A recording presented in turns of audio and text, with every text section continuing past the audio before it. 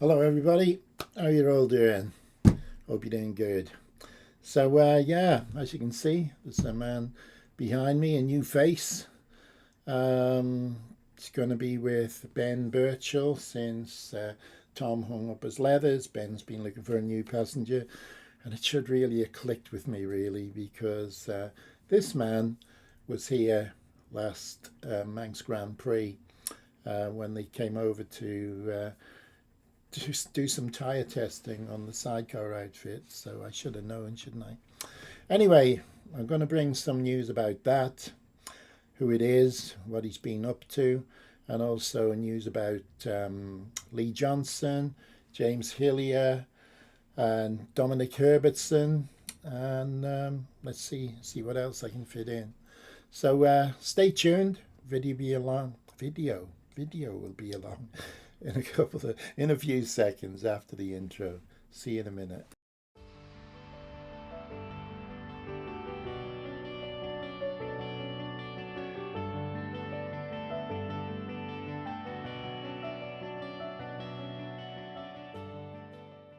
So yeah, Ben's new passenger.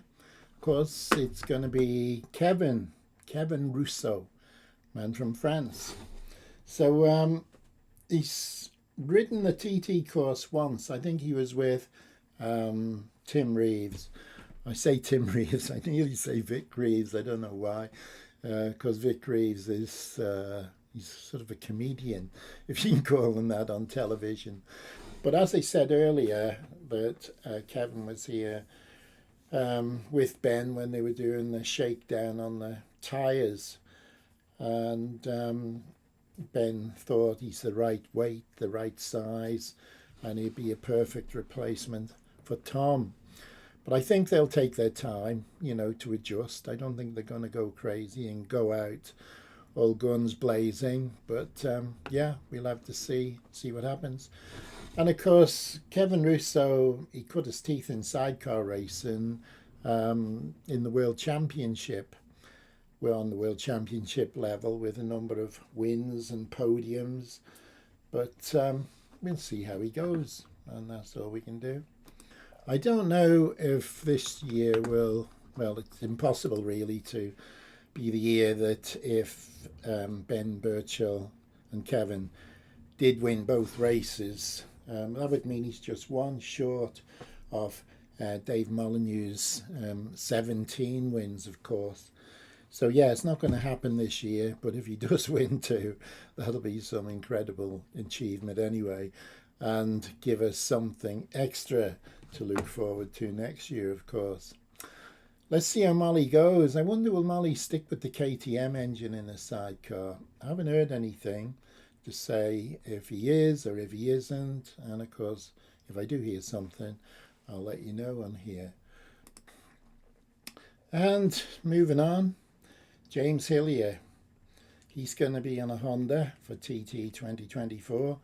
It's a WTF, and before you start thinking, what's WTF? And yeah, we know what you're thinking, but it's actually we're the future. So anyway, yeah, we're the future. WTF Honda for James Hillier. It's the CBR 1000RR, an extra R in there, Fireblade machine. So he'd be riding that in the RST Superbike, RL360 Superstock, and the Milwaukee Senior TT, of course. I don't know if he's going to be in the Super Sports 600s or the Twin race, but we'll find out about that. Now we've got this fella. Of course, you'll recognise him. He looks, I don't know, I shouldn't say, a bit like a leprechaun, so yes. But yeah, it's that man, Lee Johnston. Lee Johnston bouncing back from life-threatening injuries from last year's Northwest 200. But he's coming back this year to the Northwest and to the TT, of course. So how's he going to do? How's he feeling? Lee is 34 years old, and he couldn't remember anything from the accident. And, he's been through a lot, mental trauma, along with his injuries. Quite a long road to recovery, take time, and but he's getting there. He has his sights on racing once more at the TT, so he's going to contest the RST Superbike, the RSL 360 Superstock, and the Milwaukee Senior TT. This is on his Ashcourt machine, and he's going to jump on his team's Aprilia RS 360 in the 2 Carroll Nash Super Twin races. So he's got a full week of TT racing booked. So let's hope he's up to it. And let's hope that he gets through the Northwest 200, of course, which is a week or so before the TT, safely. And can give us all a good show here. He also, of course, he wants to do the British Supersport Championship. He's got a big, schedule. So he says he's about 80% fit now. So he's got a bit of time. I can't see when he's at the TT that he's going to do anything magical, because he's got enough sense, he's experienced enough to know that he's missed quite a bit of track time, and so he understands that, and he will ride accordingly. Good luck to Lee. So here we got a very popular geezer, Dominic Herbertson, of course, and he's going to be contesting every single race this year, TT24. So he joins the Burrows Engineering by RK Racing for the Isle of Man TT. I don't know if he's doing this Northwest 200. I have to find out about that. But he's replacing the outgoing Mike Brown. Mike Brown was getting pretty strong in 2023. But I think Burrows Engineering, they have this sort of idea of getting new riders in and building them up and then, letting them go maybe. I don't know. I don't know exactly what happened with Mike Brown. But anyway, Dominic, who's very popular with everyone, especially the ladies, I believe, he's going to be aboard the BMW M1000RR in the Superbike TT, the RL360 Superstock, and the Milwaukee Senior TT races. So he's also going to contest the 2 Carroll Nash Super Twin races, and good luck to him. I know he's going to put a good show on. So Burrows Racing is led by former TT racer John Burrows. You might remember, he was very popular in his racing days. And the decision to sign Herbertson, who lapped at over 130 for the first time in 2023, riding the number 13 bike. I remember him coming back up the road, in off the circuit, back up to the paddock, and somebody stopped him and showed him the time, 130 point something.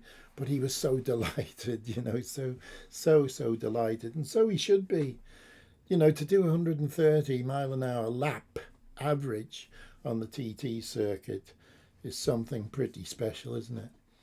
So anyway, John Burrows, it's marking a move away from the team's position of fielding riders in the early stages of their road racing careers, with the likes of Dan Neen, who sadly is no longer with us, Jamie Hamilton, Malachi Mitchell-Thomas. But Davy Todd is still around, and of course Mike Brown. They've all been brought through the ranks with Burrows' highly professional outfit. Sadly, there are names there who are no longer with us, but they'll be watching the racing from up there, no doubt. But going back to Dominic, when did he start? 2014 made his TT debut, and has since achieved 12 top 10 finishes, 9 of those coming in the last 2 years, 22 and 23.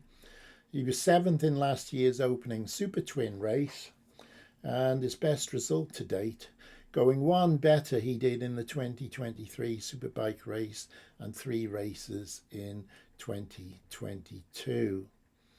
Does that make sense? Should make sense. So anyway, and there's also, of course, the big one was his first ever 130-mile-an-hour lap. And he set a personal best lap in the Supersport class, breaking through the 125-mile-an-hour barrier for the first time. So the tree surgeon turned racer, turned podcast host, and if you've not seen Dominic's podcast, look for it because it's very, very entertaining. So yeah, try and find that. And some of the guests he has on there, I know he had Feiho on, who FHO, of course, and John McGuinness has been on there, but all his guests are very entertaining, but Dom is pretty entertaining as well. Yeah, tree surgeon. So when John Burrows contacted Dom one Saturday morning, he thought, oh, what's he want? He must want a tree taking down or something like that. Naturally, of course, because he is a tree surgeon. But he said he picked up the phone when John Burrows called, and I was only expecting he wanted some trees cutting down, and it took some time to sink in. He was offering me a seat on one of the most competitive teams in road racing. So there we are. That's Dom, and good luck to him. He does have a lot of fans, as I say. People I speak to, especially ladies. Who do you like of the TT competitors? Oh, Dominic Herbertson's nice, So there we are. He's got something going for him. Anyway, I don't have much more to tell you about, but what I would like to say is if you tell me where in the world you're viewing from, and if you have any particular favourite place on the Isle of Man that you like to watch the races, if you have a favourite pub. I'm going to do a competition sometime where I want you to name all the pubs around the TT circuit. Just imagine if you're doing a pub crawl from the TT grandstand down Bray Hill, get to the Quarter Bridge. Sadly, the Quarter Bridge is no longer a pub anymore. But yeah, head out along the circuit. The first one, the official pub, would be the Railway at Union Mills. So tell me if you've been to some of the pubs on the TT course. And as I said, a couple of videos ago, we'll have to do a sort of live stream, and hopefully